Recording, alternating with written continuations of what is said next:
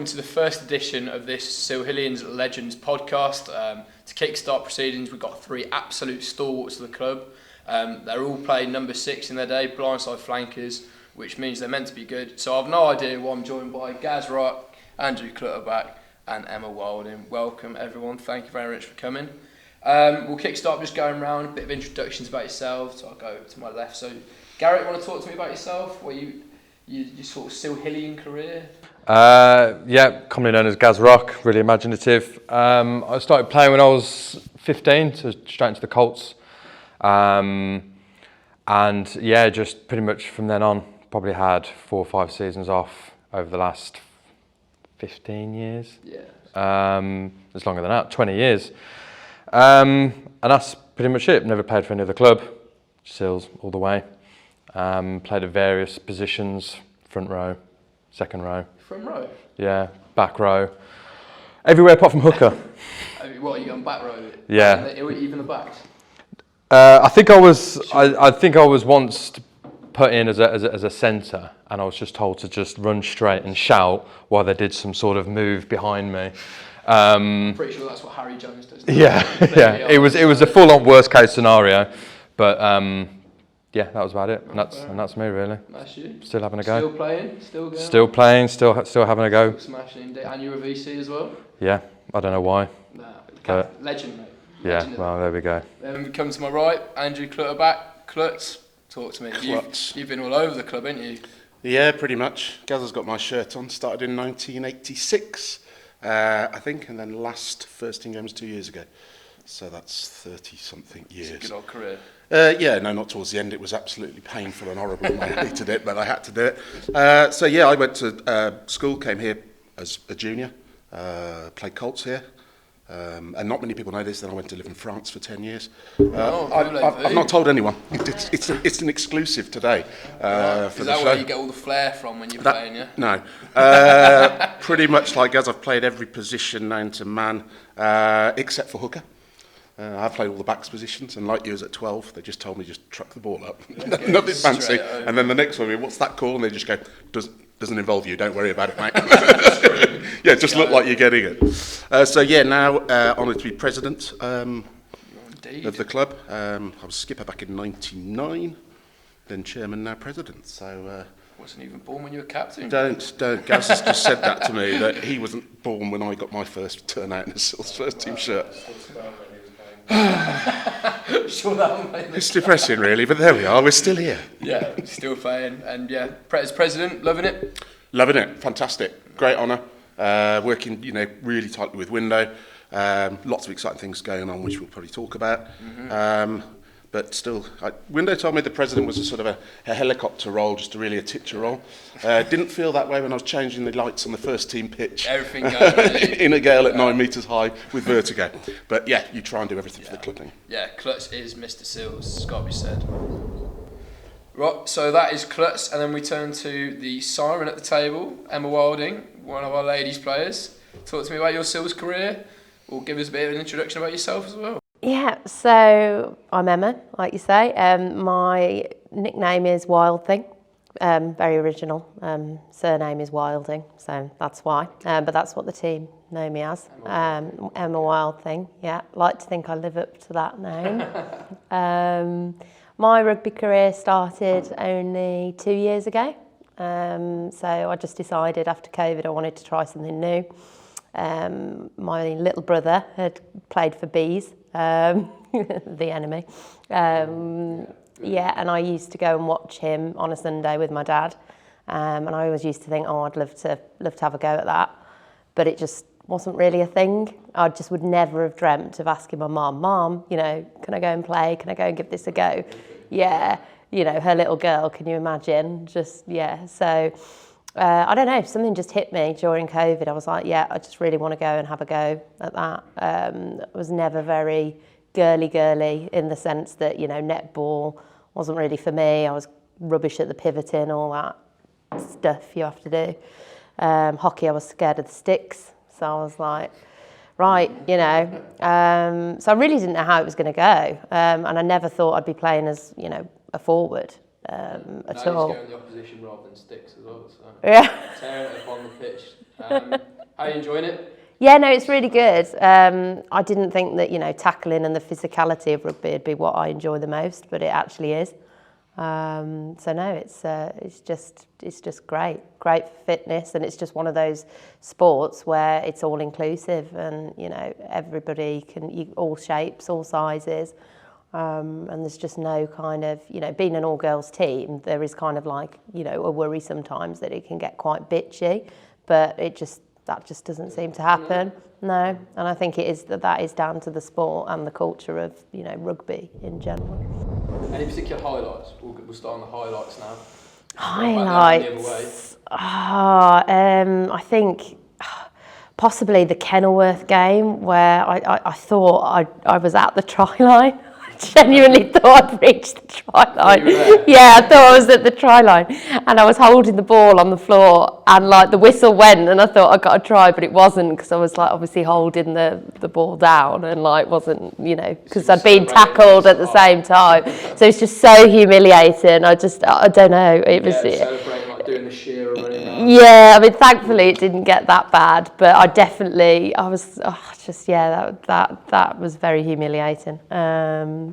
But yeah, a highlight nevertheless. It's a good memory. Curtis, I'm going to hold on you because I know you've got an absolute wealth of favourite memories. Gaza, any particular memories in recent times? I've got a terrible memory. A lot of knocks to the head. Yeah, I mean, a lot of knocks to the head.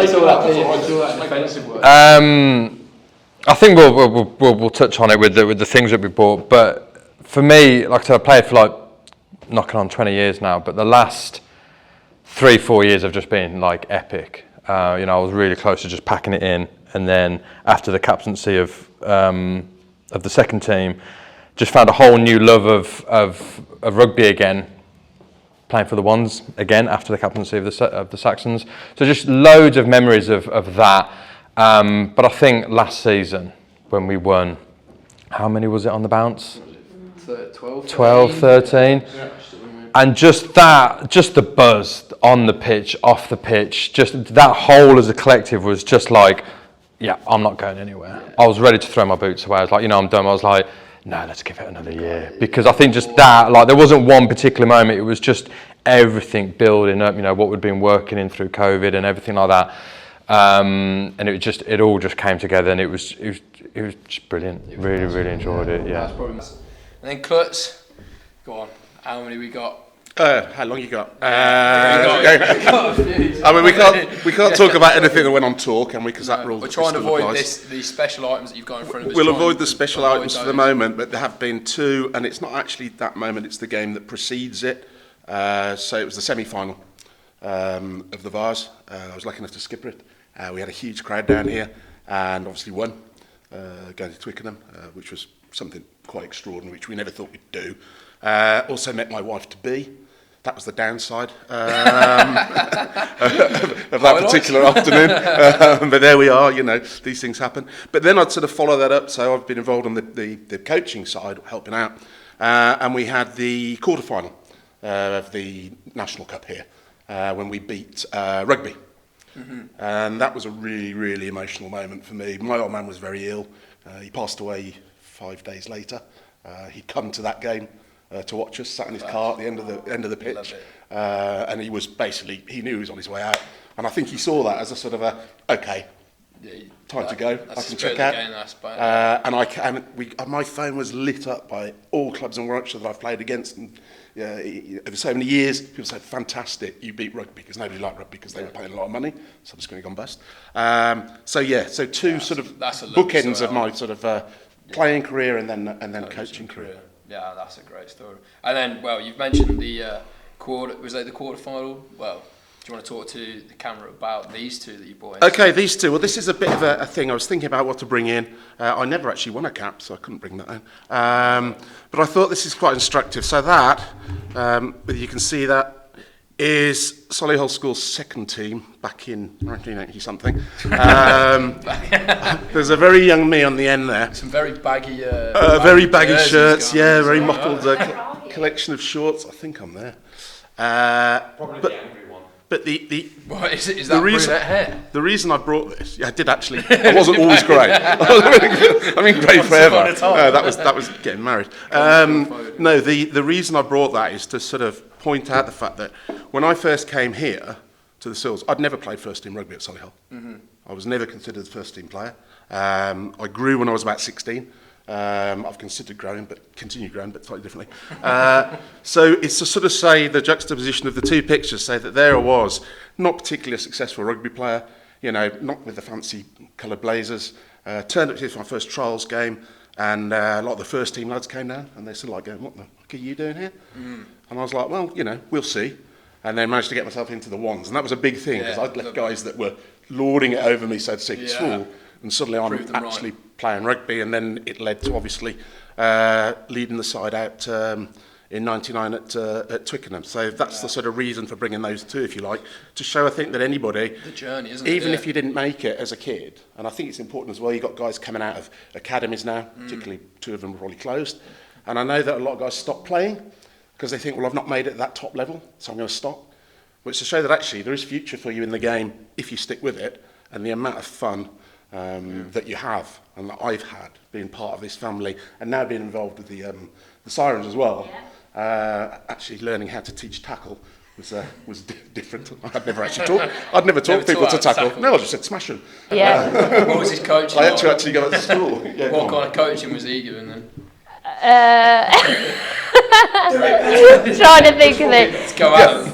So the only phrase that just sticks in my mind all the time, and you'll know what I'm going to say, is Eclipse is just very much like the backs are the piano players, the forwards are the piano movers. You know, literally that's The old school. Yeah, I love that phrase just sticks with me. Hence why I forwards became decide a who wins a forward. game. Emma Wild Backs thing decide by how moving much. pianos, huh? Moving pianos, yeah. So coaching style, I'm not just saying it, but it is actually really, really good for us because as a bunch of girls, we do like to talk. You know, we do. You know, we don't shut up, and it must be really, really difficult and really frustrating. But I don't know how you do it, but you just kind of manage to get us to shut up and listen. Swear a lot, I think. Yeah, probably. But we do actually listen and just kind of, you know, everybody's chatting and then all of a sudden you hear your voice. It's just like, you know, it does actually work. It must have worked. Do you want to move on to your next item? I'll see what that is. So. Yeah, well, you actually presented this to me. I don't know if you remember. And I did. Yeah, I didn't really know what one of these was, and I didn't really understand how important it was, and I actually took the mick out of it a little bit. I don't know if you remember, Gaz, but I do remember a little chat, yeah. it's kind of like, oh, it's the kind of dunce hat, but I was so wrong. I was so wrong, and yeah, I think so it was for the Sirens Most Improved Player 2020 to 2021. And yeah, I think it just, I don't know why I got it really, but I think I must have done. Because you were the most improved player, I think. Well, apparently, Here's a question. That's generally the reason we give it to you. well, yeah, so you know, but I'm one of those people who probably just struggles to realise what I actually do. I just, you know, don't really notice. So yeah, it just meant a lot. That's classic Six attitude, isn't it? Look, you just head down, you do it, you chip away, and it's the unseen graft, and you're like, well, why did I get it? You know, and that's what you say. You're just doing your job. Gaz Rock always humble, and then you say that about the most improved. You've got on as well. Yeah, I bought the same year as Emma, the most improved cap. Now it's not the most improved. Touching back on what I said earlier, was that season was the season when I came out of captaincy of the second team, and anyone that's been a second team captain will know it's a horrible job. Because it's Monday to Saturday. You're texting, you're calling, you're getting people, you're getting lads who don't want to play, and then some that do, and then by Wednesday you've got like 13, and then the fixture secretary is like, have you got a team? I was like, I don't know, I've got 13, but when it comes to Saturday I'll lose a couple, but I might get and it's that constant all the time. You're WhatsApping, you're texting, you're calling, and it's a lot of admin, but it's worth it when you get out on the pitch, and then. But of course, I felt when I was out on the pitch as a captain, you're looking over everybody else, especially in the twos when we don't train. Warm up is training, and you're just sort of trying to get everyone to do something in some sort of unison. It doesn't really work, and chaos. yeah, and everyone's shouting. It's like, oh, the ref's doing this, they're doing that. Can you sort it out, guys? And your mind's just going like that. So 2 years of that was enjoyable. It was good, but that year was when I came back into the first after that, and I walked onto the pitch and I could go, I can just play my own game. I don't have to think about anyone. I don't have to think about anything. I can actually now play after 2 years of worrying about 14 other blokes at best, I can now play my game. And I think that's what I did with that season. It was just a bit of a release. I just got my head down and just chipped away. You know, all I wanted to do is just tackle, ruck, repeat. That's all I wanted to do for 80 minutes. My 6 days. Yeah, that's all I wanted to do. And I think that's why, why I might have got that, but that's all I wanted to do. And I really enjoyed that. And it was the most enjoyable season I've ever played, because it was just that release from not being captain anymore, and I could just chip away and really enjoyed it. And it was a fairly decent season in the end, wasn't it? I think we finished, was it 6th, was it? Yeah, and it was good. And that's why I brought it. Well, fully deserved. Most improved. Does most improved mean you're worse to start off with, though? Yeah, it means that we had a shit season and I was the better. Yeah. He's right there about second team captain is an absolutely horrible job. Yeah. And I used to dread making the phone call on a Friday night to the second team captain when I was first in skip again. Yeah, by the way, I'm taking 2 players tomorrow. Yeah. And there's absolutely nothing all they could do about it, because you just go, yeah, no, I'm taking those 2. And he's like, yeah, but that leaves me, I'm really sorry. Yeah. I'm really, really sorry. If somebody got injured in training and... Yeah. At the time, it was a mix between Beachy and Tommy when he took over, when Beachy had to give it up. And like Friday afternoon, I'd get a WhatsApp and it just said like Tom Lee. I'd be like, I'm not opening it because I know what's going to happen. I'm going to lose 2 players. But yeah, it was a constant battle. One weekend you'd have 13, and next you'd have like 24, and then you'd have to get everyone a bit of game time. It was just a headache. I've played Saxon before, and it's to be fair, it's exactly what rugby's about, isn't it? I mean, we had a team on the weekend, that's Saxon being our 2s. They turned up, went to Leamington with like 10 players. Spirit of rugby right there. Rocked up, rain or shine. If anyone isn't interested in joining him, Ollie Bullock's now the captain. You can get on to him. But yeah, anyone's more than welcome Tuesdays, Thursdays down the club. Now, I mentioned Saxons played at the weekend. They unfortunately got off to a loss in, I think it might have been their first or second campaign of the weekend. However, the women on the weekend. Fantastic. What a result. I mean, there was 150, 200 down there to see you. Unreal. Talk us through it.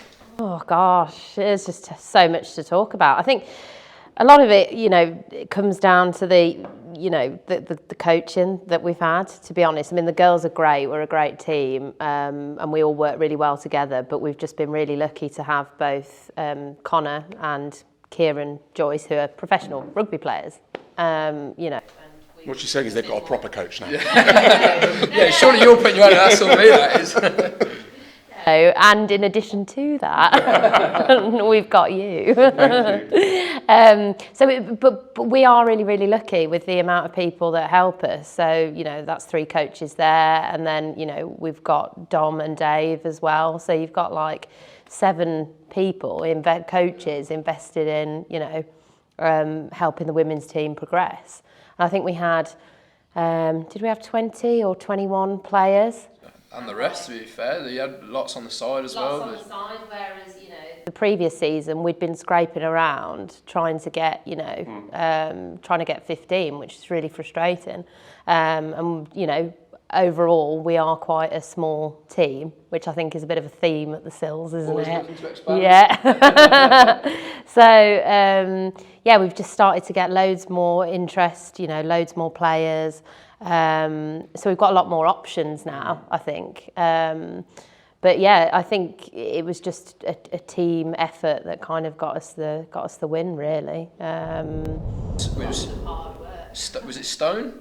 Yeah, it was Stone. Was it something like 50 points to 14? 50, 17, yeah. I think. Yes. It's a great player. Yeah. You were there when you clutched. You were there on the side. Unreal. I was there on the side. Yeah, I was on the medibag. Yeah. When I'm on the medibag, nobody wants to go down injured. Doing absolutely everything. It's cold spray or nothing. You're fine. You're fine. It's not a broken leg. You're fine. No, you go. Yeah, I mean, The scrums weren't great. I'm not going to lie. They weren't, and they were Stone were definitely way stronger in the scrums than we were. A few stone heavier. Sorry, Stone. I like it. Sorry, Stone, if you're watching. Were you playing 8 on? Yeah. So that's really fun when the scrums are bad, isn't it? Yeah. No, because you're literally like doing a dance at the back, like trying to, when they all go wrong and trying to, so it's totally new to me playing 8, and the only reason I am is because Connor's, our beloved coach is forcing me at the moment because Jay Laresh is injured. So hopefully she'll be back at Christmas and will relieve me so I can go back to where I know. Yeah, 6 is an amazing position. I think people that don't really follow or understand rugby know what 6 does. As Gaz said, it's the unseen work. And they say in the England side that Richard Hill was the first guy on the team sheet because he was a guy they built the whole rest of the game around. He was the glue, if you like. And I think if you're a 6, then that's your job. You're not there to be flashy. You're not there to do. You're there to really do your job, put your tackles in. And it's funny, I think sometimes you're saying that you don't think. Some of the best games I've ever played in, I actually don't remember much of it because I was almost on autopilot, going from ruck to maul to smash to do this, to do that, have a fight over there. And then I remember watching a game that had been filmed, and I was watching it in an amphitheatre at the college I was at. I won't say where it was. And this was to win the French college championships. And I was pointing out, I was going, that's me again, that's me again, that's me again. And the guys were going, yeah, shut up, we know, you had a good game. And I'm going, but I don't remember doing any of that. I don't remember hitting those rucks. Because you're just on autopilot, aren't you? And you can do that at 6. Men's season. Yeah. We spoke about the women's smashing it. Not been as easy start for us, has it? No, it's been tough, as we expected, going up a league, as we expected. More so frustrating, I think, especially for the lads and for the coach, for Manise and Rod and the VCs as well. Frustrating because we're just so close. So close. And the big difference, and I mean, the coaching is just absolutely phenomenal at the moment. Manise and Rod have done a brilliant job, especially Manise. And he gets really wound up about it. And I tell him, we're making one mistake, and they're scoring. Last season we could make 6, and no one would score. It's one mistake, and that's where the lads have got to start adopting it and owning responsibility onto the pitches. Those little mistakes are what's costing us pretty much all of our games, really, and that's when they're scoring. So yeah, it's frustrating, and it's tough. The injuries are there. Hopefully, in a few weeks, a lot of the lads are going to start rolling back and stuff like that. So looking forward to the second half of the season. But the important thing is the morale at the moment is super high. We talked about the end of last year and how good it was after those 12 wins. It's almost still there. Oh, I reckon it's almost still there. We come into the changing room and we've just won. Was it? What was the last home game? Was it? No. In this season, was it Leek? Was it? No, Leek was the start. Who was it? We had Melbourne. Not that Australian. Was it. Not Australian. Melbourne, and we were winning. And we were winning that, and then they scored 2 boxy tries, and the scoreline made us look like dicks a little bit compared to how we'd played. Really frustrating, really hard. Anyway, we're coming in here, and everyone's just buzzing. We're still together, we're still glued together. No one's, there's a few like hanging heads because we're sore, because we have put a shift in. But all in all, we get to the bar, and that's really important. And I think the coaches and the leadership team, we've got to take ownership of that, because the way we're playing, we know where we're going. We know it's so close. It's just those tiny little mistakes, those tiny little tweaks. And I can't remember who said it. I think it was Folkjack said, if we win 1, we're going to win 5 on the bounce. 100%. Soon as that clicks, then we're going to be away. And that's why I think it's really exciting the second half of the season. I'm really looking forward to it. The big thing to mention as well, 8 injuries in the first 2 games. Yep. And when you've only got 3 subs in per game, it definitely isn't the easiest thing to bounce back from. But no, I couldn't agree more. Guys, I think the spirit's unreal, isn't it? It is really you wouldn't believe that we've been struggling. We're struggling because we got promoted. So remember that when things are But it's a new It's new for all of us, isn't it? yeah, it's a new format. It's tougher. The guys we're playing against are a lot bigger, and like so we've always been a small club, pretty much. But we're getting there, and it is enjoyable. Lads are enjoying it. Numbers are good at training. 35 last night. Yeah, something like that. So we just got to keep chipping away. It's going to come. It's going to come, and everyone believes it. It's just a little bit of patience at the moment. I think as a club, if you look at sort of a macro basis, we're in really good shape. The only sort of sticking point at the moment is the fact that we're not getting our twos out, our Saxons out on a regular basis.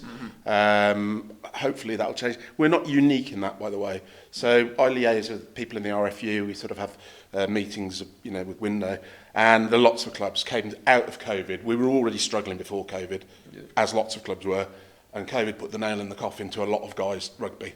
Because suddenly their wives realised that they could be around on a Saturday afternoon. What is this? Well, you're still here. And so playing numbers across the piece, so that's throughout the country, are down. But it is vital to have a strong second team to be pushing the guys. Hopefully with some people coming back from injury.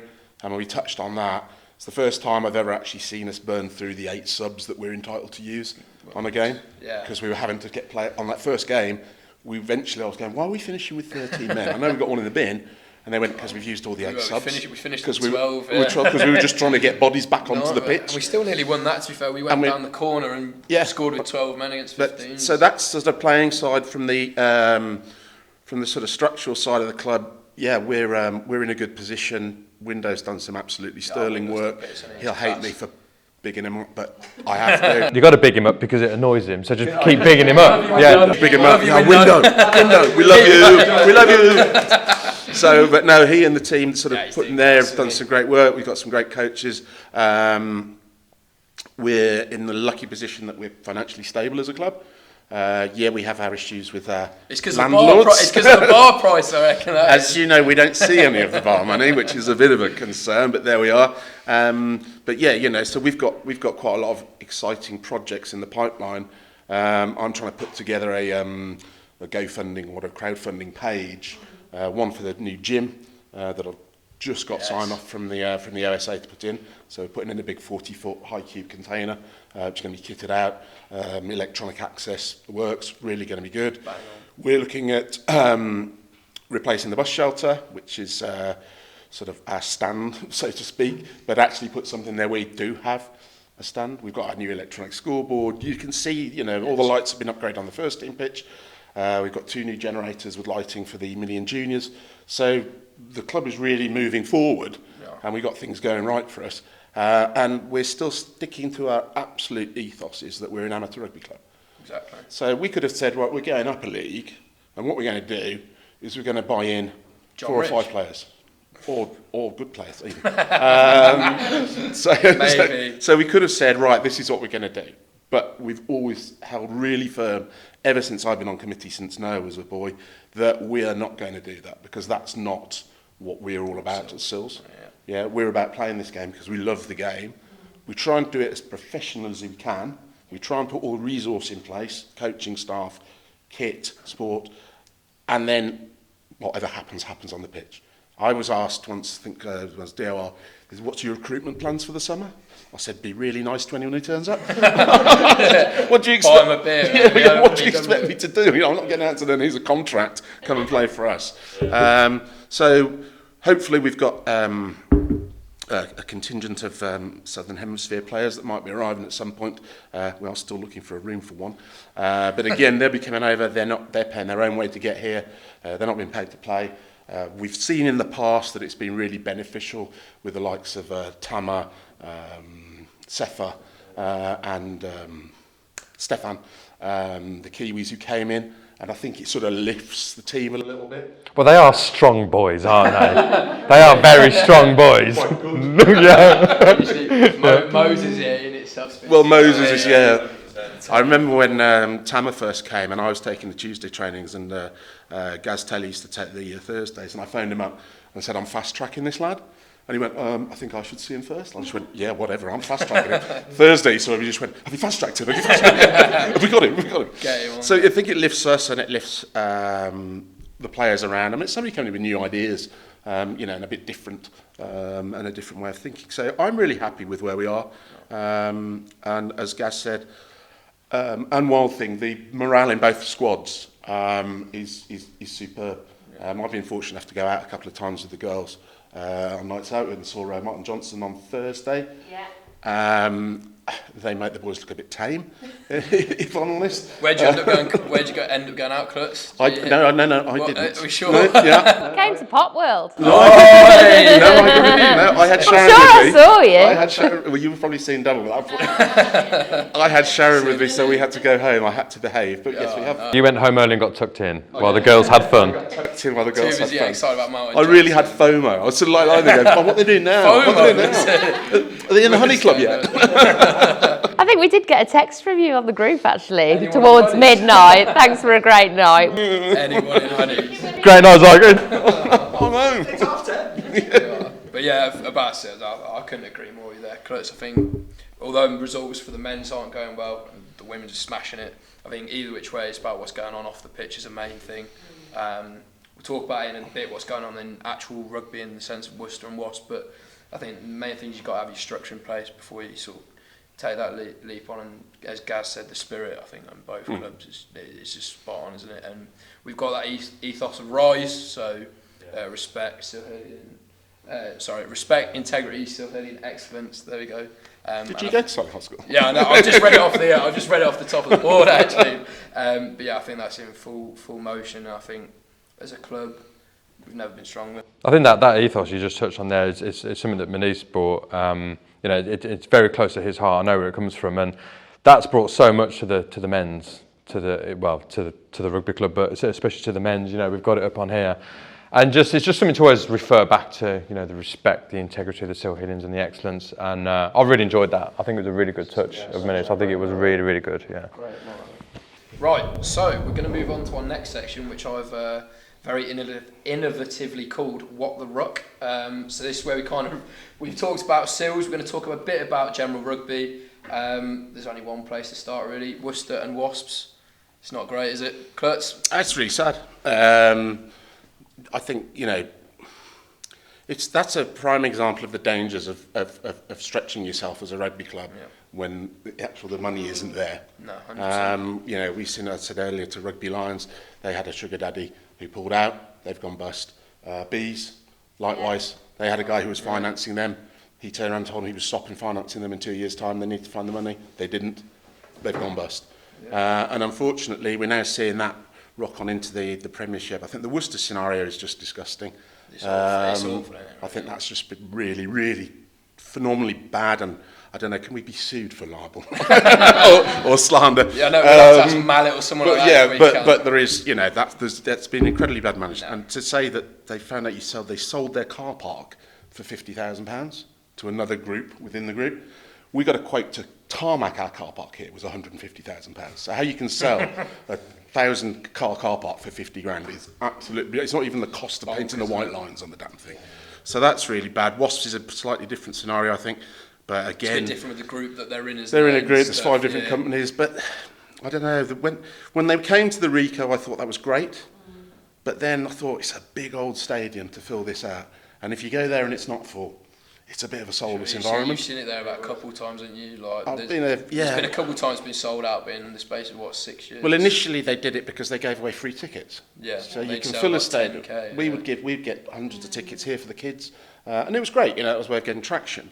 But once it started to have to pay for itself, I think they then found that quite difficult. So it looks like they're going to be relegated, and hopefully that'll be it. Because I'm fairly sure there's some other clubs out there who are finding it rocky, particularly after COVID. And you have to take that into account. There was COVID, and they were playing 20 stadia, but still having to pay all their teams.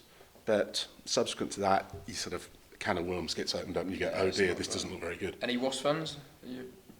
Been to watch them once. been to watch Wasps once more than me, and I claim to be a Wasps fan. Yeah. So. It's because I'm always playing, I promise. But we did get really excited in the girls' team because obviously they've got their training ground, haven't they, in Henley and Arden, which isn't too far away.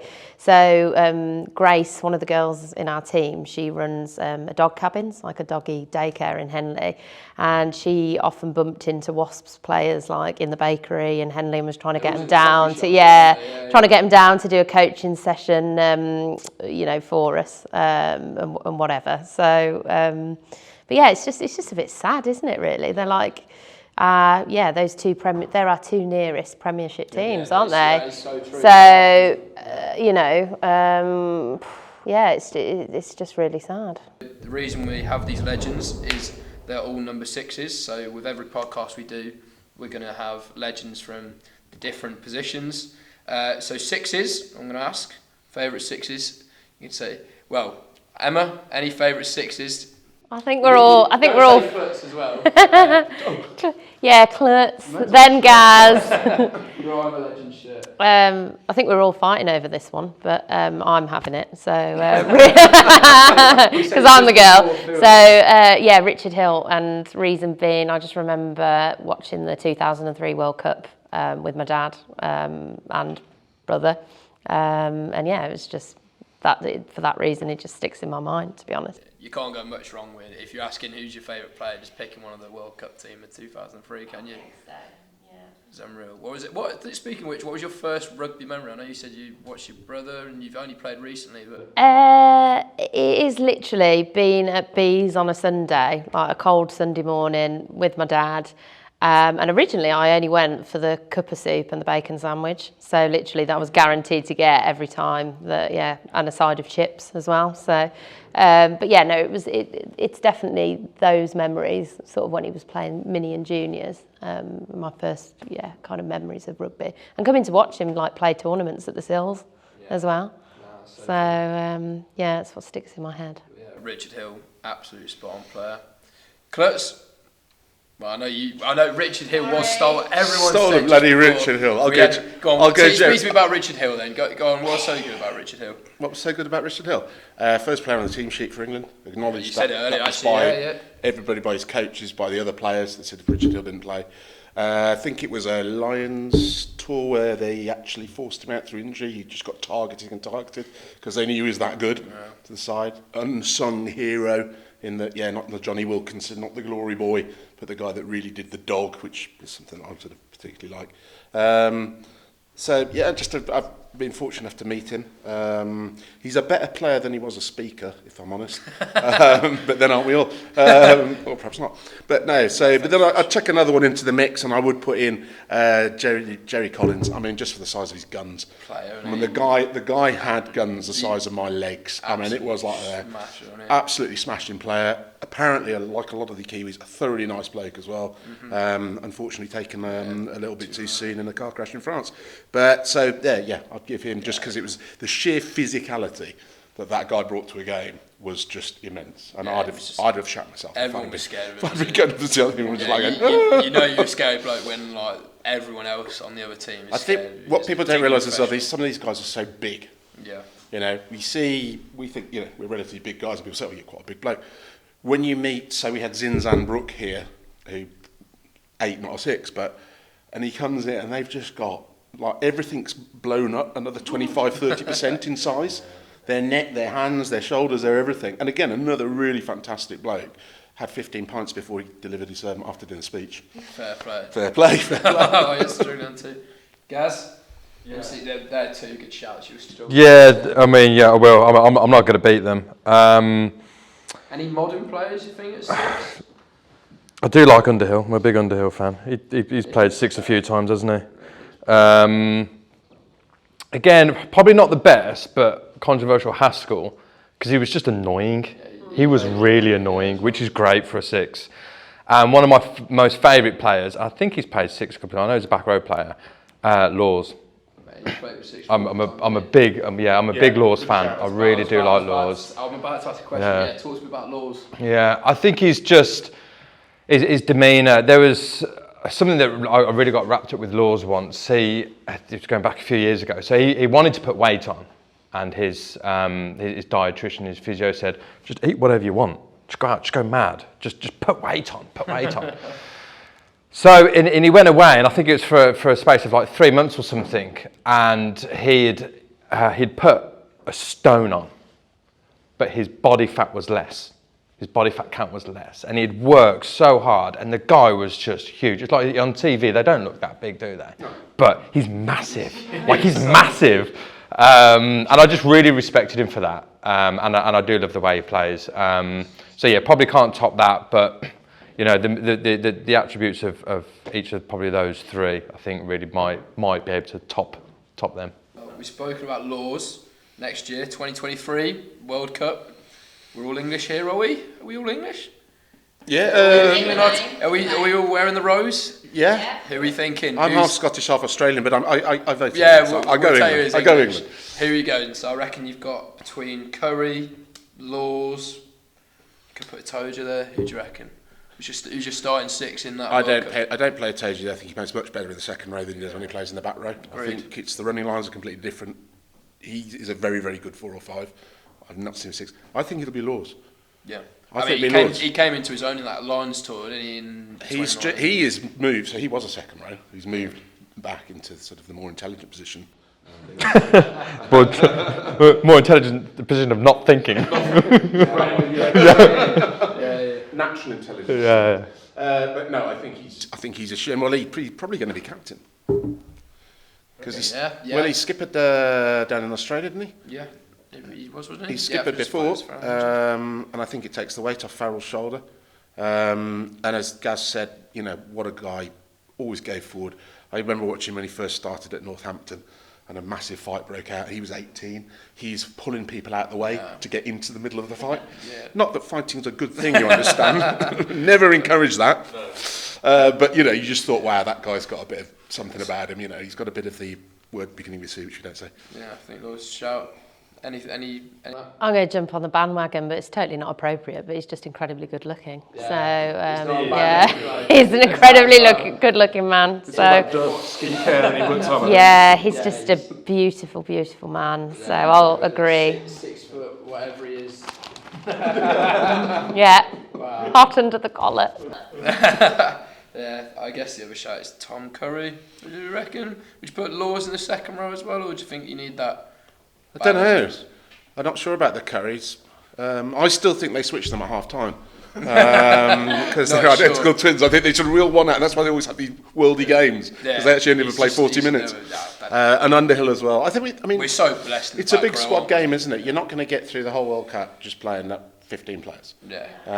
And you're going to be they've got 8 subs, I think.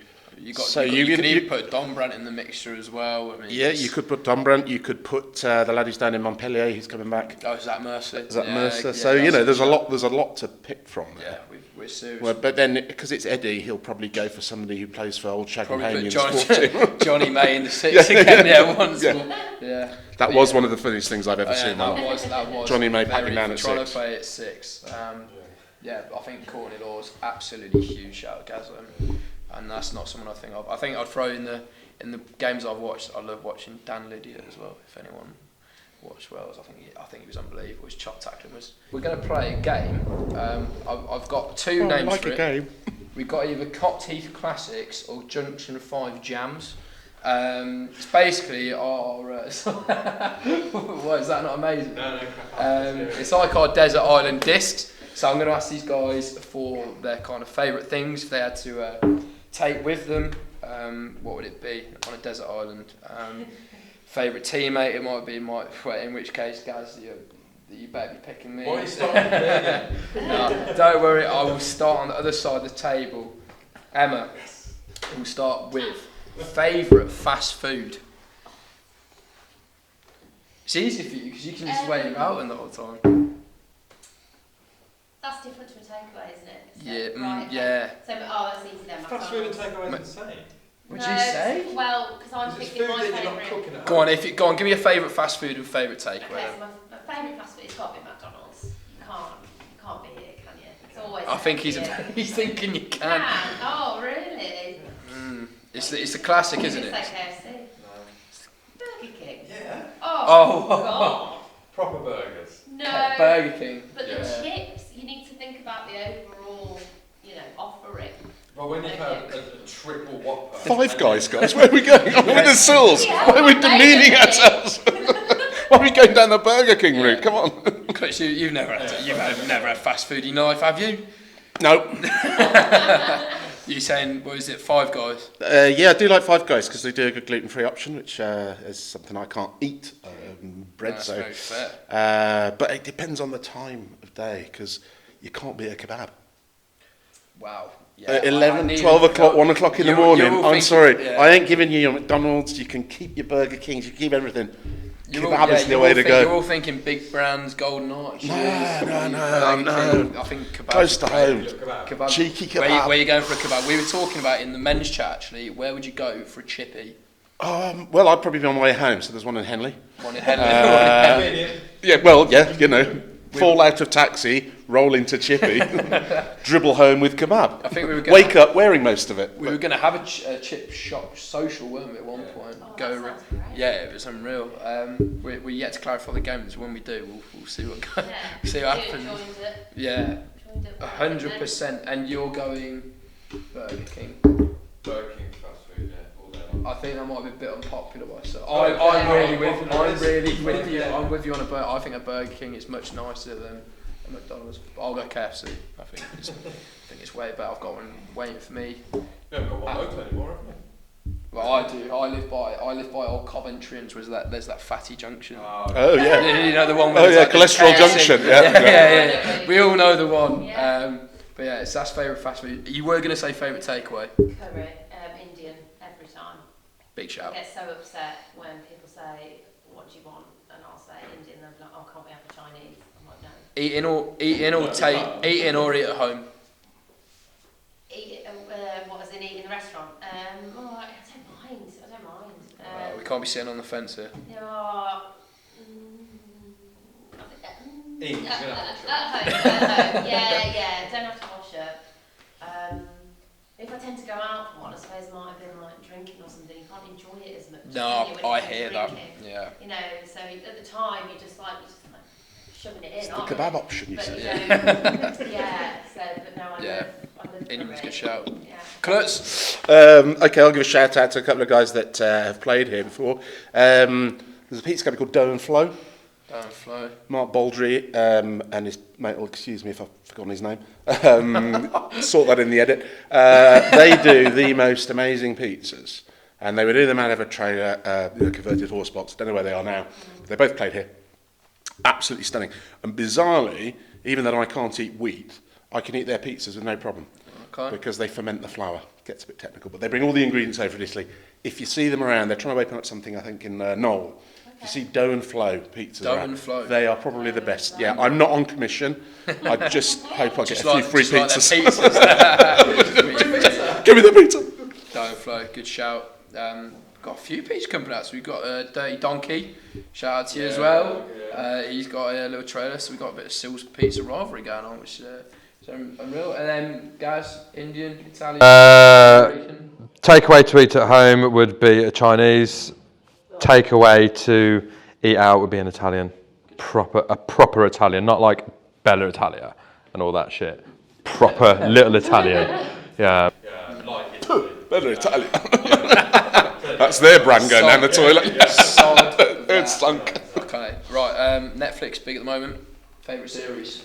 Currently watching Sandman. Sandman. And it's something I would never watch. It's like a fantasy kind of thing. About the Sandman, like, that helps you sleep and dream, like the Sandman. I don't know. Mr. Sandman. But it's about different realms of, and it's. I wouldn't watch it. I'm loving it. It's wicked. It's really good. So Sandman, definitely give that a watch. It's really good. Yeah. That's what I'm watching at the moment. Where is it watch? Where is it being? Where can one watch Wait, Sandman? you just said Netflix. Netflix. Oh, okay, there we go. So Netflix. Chris, you just told me off camera what your favourite is. Yeah. I can't believe it. Go on, tell the camera. It is my guilty secret, everybody, that Sharon and I binge watch Below Decks. For those of you who don't know it, it's a sort of documentary. Reality TV. I can't believe it. I was like you Call it a said. documentary. I never watch reality TV. I think it's real. I never ever watched reality TV. I never did Big Brother or anything like that. But it was actually Tommy Lee got me into it. He said, "You want to watch this?" And I was like, "Really?" Classic Lee. Classic Lee.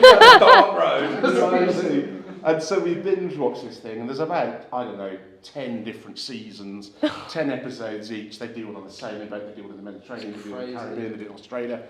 It is just compelling car crash television. You just know that something's going to go horribly, horribly wrong. And it's really annoying now because we've caught up to everything. So we are actually the most current season. Okay. And I got one ready to watch, but I can't watch it until Sharon comes out. So I have to sit there waiting for it. So annoying. Because I've been caught out once or twice. I'm sorry, Sharon, if you watch this. I have occasionally watched it. And then and then pretended. had to watch it again, pretending that I hadn't. Oh. Who'd have thought that was going? I bet he gets off with her. I can't believe that you actually watched that. Yeah. Crazy. No, normally I'm much more highbrow, but there we go. Put it this way, Geordie Shaw got awarded an award for being higher sort of class than Below Decks. So Wow. that's how bad it is. I can't believe that. Emma, what are we watching? Wow, I can't believe I'm going to lower the tone now, but I've just finished watching that Jeffrey Dahmer. Oh, right, I've heard things. You not watched it? No. No one watched it? No, just me? Just I heard wouldn't. things about it. Yeah, it's grim. So obviously he was an American serial killer. Did you enjoy it? No, I was obviously gripped because it was interesting, but I couldn't possibly, it'd be wrong of me to say I suppose I enjoyed it. But yeah, no, I think with those I like to, okay, what I will say is I like to watch those sorts of programmes about serial killers because I like to try and understand why they did it, but you're always going to get disappointed because you're never actually going to understand it, because I don't think they actually know. I'll tell you who Jeffrey Dahmer looks like, if any of you know. He's got blonde hair, glasses about 6 foot. Tim Trace looks exactly like Jeffrey Dahmer. Has he found his I don't know. We're on to you, Shirley. We're on to you. But yeah, Jeff. Yeah, so we've got 3 different ones there. I find the weird thing about sounds that. a bit more highbrow. Something this Challenging. current and dark Challenging. and You're just going below. Can't believe it. The current and dark thing, there's an interesting thing. I know with you all the same, guys, that I'd watch stuff like that until I had children. Right. And my old man used to say to me, he just said, you'll turn off that type of stuff because you just go, I can't imagine. yeah, I don't know, it really gets it's it. a So bit that, weird, and I literally stopped watching everything like that once I had kids. Very So fair. enjoy it now. I enjoy it now before I maybe... It does, yeah. I mean, like, I spoke to Manish about it once. Like when you have kids, there's certain things you watch. Like, he said he's cried to, like, The X Factor. The sob stories. There's some adverts now. Like I'll tear up to, which I never used to. But since you have kids, you're like, oh my God, it's so sweet. It's like, what are you doing? You were 6. Manish has cried to X Factor. Well, that's what he says. But it does. Having kids, having kids does that to you. Yeah. Please drop me. Screen time. Favourite film. Favourite film, Blues that's it. Brothers. Blues Brothers. I've watched the Blues Brothers. I don't know how many times I've watched the Blues Brothers. I used to watch it when I was 8. We used to come back from the pub. Blues Brothers on. I could do most of the dialogue. A bit rustier now, but yeah, Blues Brothers. And then anything by Monty Python normally. But that is my absolute go-to film, the Blues Brothers. If I want to be cheered up, because it's so good. The music's brilliant. The only thing is I have an argument with my kids. I hate musicals with a passion. So they keep saying, well, it's a musical. I'm going, it's not a musical. It's not a musical. It just has people singing in it. You don't like musicals? Loathe musicals. Absolutely detest musicals. Favourite musicals gets crossed out. No. Not a fan? No. Gosh, no. Joseph and the Technicolor Dream? I don't give anything. Blues Brothers. My brother bought this. We went through a phase of buying family sort of Christmas presents, outings together. And my brother said, I've got tickets for Les Miserables. I went, not only do I hate musical, but this is the most miserable musical you can actually go to. And it lasts about 3.5 hours. You're French and you lived in France. Yeah. But it's not French. Nobody knows. Favourite film, guys? You can't have Blues Brothers. No. Tough one. I'll give you a top 3. Well, yeah, favourite one, Matrix, Gladiator, and probably The Life of Brian. It's either that or the Holy Grail, but I think No, Life of Brian. Life of Brian. Life of Brian. Brian. Life of so Brian is many really good. one-liners. Yeah, Life of Brian's good. Not the And Messiah. He's a very naughty boy. Even Fantastic. the ending songs. Humour you can't do anymore. That Yeah. sort of stuff. You Brilliant. can't No, get away with that humour it's anymore. unreal. Yeah, it's very funny. Emma, turn to you. Lord of the Rings. Which No, one? Lord of the Rings, all of them. Yeah, I've got The Peter first Pan- one, the first Fellowship, probably. yeah, it's a big shout. And Harry Potter. Lord of the All Rings. them. Lord of the Rings is different grave, isn't it? It's, Yeah. I don't like The Hobbit. I don't like any of the Hobbit No. films though. I don't know why. You must be like a true fan. Have you read the books? A long time ago. Yeah. 'Cause Yeah, a long time ago. Yeah. Are you watching the new ones on Prime? I have Yes, tried, that's I'm a not- good shout. if you've I got- couldn't- yeah, No, I haven't really. seen it. I couldn't really get in. The No, most expensive TV show ever made, Yeah. I think, isn't it? $1 billion or something. Yeah, it's something crazy. Well, they're all right, but they go a bit touchy, smoochy, and I'm just sat there with Sharon just going, where are the orcs? Yeah, where I are just the want to see orcs? orcs. Yeah. I want to see orcs. You've been fight watching Below elves. Deck. You're watching Below Deck. Surely smoochy's fine. It's funny you should say orcs because literally every picture that I see that is taken of myself playing rugby on the pitch, I think I look like an orc. Like literally, I look like a different human being. Yeah, orc. Like literally, like hair like everywhere, hair like matted to your face, like just kind of. You just got to do it, guys. Yeah. Get rid of it. Well, Get the scrum cap. Well, when England went down to Australia to win the World Cup, there was a thing that they put in the front. I think it was the year before when we beat Australia and New Zealand, and they did put white orcs on steroids. And that was what they named the English pack, was for orcs on steroids. Gaz, Hello. Favourite sport, you haven't said what your hobbies are, but favourite sport outside rugby union. And if you've not got a sport, talk to me about your hobbies. I know you got them. Sport, motorcycling, MotoGP. I do ride a bike. I do track days. That's it. That's pretty. Yeah, it's rugby or bike. Yeah, MotoGP. Anything two wheels. But mainly doing my track days is a big part of it. Yeah. That sounds fun. Emma, favourite sport outside? I don't mind watching Wimbledon, I suppose. Are you more like one for big events? Yeah, more big events. Yeah, no, there's no other specific sport really other than rugby. But hobbies, I'm really into theatre. So unlike my No, I like coach here. I like theatre. Oh, you I do? Like opera. I just hate musicals. Oh, you like opera? You like opera, but But you don't like musicals? Wow. Because in opera, you actually have to be able to sing. Yeah. Oh, oof. Wow. You should have called out your favourite film was Sound of Music or something like Yeah, absolutely. The hills are alive. Yeah. So. If you have to torture Klutz, we could tie him behind the back and put and put him like Mamma Mia. That would be like Clockwork Orange for me. He's just sit there like, oh no. that. Sounds like an idea for court, that. Yeah, but Klutz gets called up. There we go. But any sport outside rugby, you're Mr. Rugby, sure. Yeah, no, I'm Mr. Rugby. Used to play a bit of football. Used to go and follow the mighty Villa back in the day. But I'd have to say cricket. Cricket. Particularly Test match cricket. Test match. And Test match special for me is special. I Right, listen right, to right, TMS, Johnny Agnew, Aggers, the old blowers, Johners, what have you. But I actually sort of converted. Well, Sharon didn't really have a choice. We were on a long car journey. And I just went, by the way, there's a Test match on.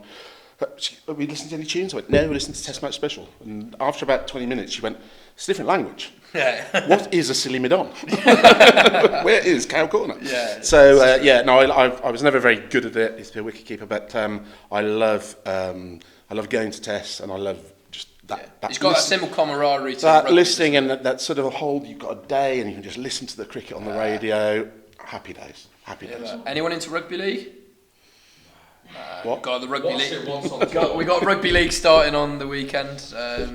But if none of you are interested, none of you are interested. Right, those are kind of. And then we're going to do, so as we described, we're going to get a favourite song from all our legends who are in these podcasts. We're going to make a playlist, put it on Spotify, give it a listen. Klutz, give us something. Mr. Blue Sky. Mr. Blue Sky, good shout. By ELO. Yeah. Good ELO, absolute, mate. 100%. I love music. I love lots of different music except for musicals. But I know, we always had some Macklemore on the car the other day. Really bouncing to that. Macklemore. Love. I'm hearing things I didn't think. No, a Macklemore. big breadth. I Load, like yeah. classical music. I like that. But my earliest disc was out of the blue, ELO. Lucky enough to be to see them 4 or 5 times because Jeff Lynne reformed the band. He set up his own band and called it ELO. So yeah, absolutely amazing. And when I was volunteering at the Commonwealth Games, the volleyball arena, as I was working outside, they used to play that at the start of every session.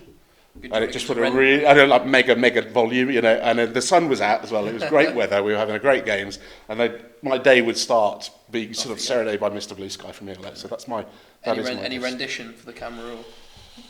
No, okay. Emma, your favourite song? Oh, it's a tough one. Mr. Brightside, The Killers, I think.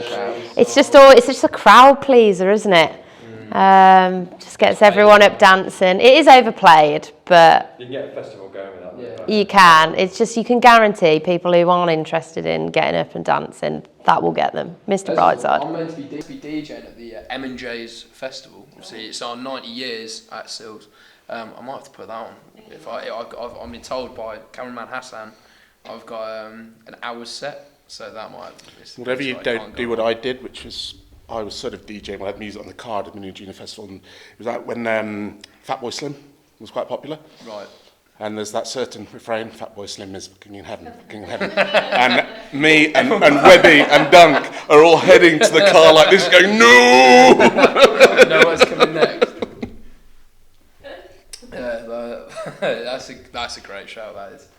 Guys, I feel like you're kind of different kind of music. Yeah, you and Stevie Hall share a kind of. No, I'm not as dark as Stevie Hall on that. No, I do like a wide genre of music, but I do like a lot of the old stuff. So a tune I cranked it today, working in someone's bathroom, and I cranked it right on the radio today. Was Dire Straits, Money for Nothing. Is that's the one with the electric guitar at the start, isn't it? Ding, Yeah, that's unreal. That's going to be, if I get man of the match and I get... Sure, that was also, fun fact, was the first digital animated music video. Was it? Yeah, and it looks like Minecraft, but it was like the best graphics at the time, but it was like that Minecraft kind of blockhead and stuff. But that's it. Yeah, but absolutely. I love a lot. I do like a bit of rock. I like a lot of hip hop and stuff like that. But I think that's a great song to go on the playlist. I'll tell you that. Money for Nothing. Yeah. What is the sound of? Who is the sound of the sirens? Do you have a DJ before games? We've got Guido, Joe Bullock, and kind of myself. Sophie, I think, but I don't think she really enjoys it. I think she just kind of gets lumbered with it because nobody else does it. So, yeah, Sophie, yeah. But it should be Beth, really, our resident singer-songwriter. Well, yeah, so, but no, it tends to be, either Sophie's lumbered with it or a bit of a mixed effort, I guess. Okay, and as I was just saying before Hassan rudely interrupted, it's time for a bit of junior play. I'm junior. I am doing the following podcast, so be sure to be here for then. Right, we'll start very quick fire questions. Okay. Guys. Hello. Is pet peeve? That's something that really annoys you. When you're turning right out of a T-junction and someone's coming from your left and they don't let you out and then they stop in front of you. It's a great pet peeve, guys. But they could have let you out. It's a great pet peeve. It really irritates me. Fly tipping. Fly tipping, that's a big...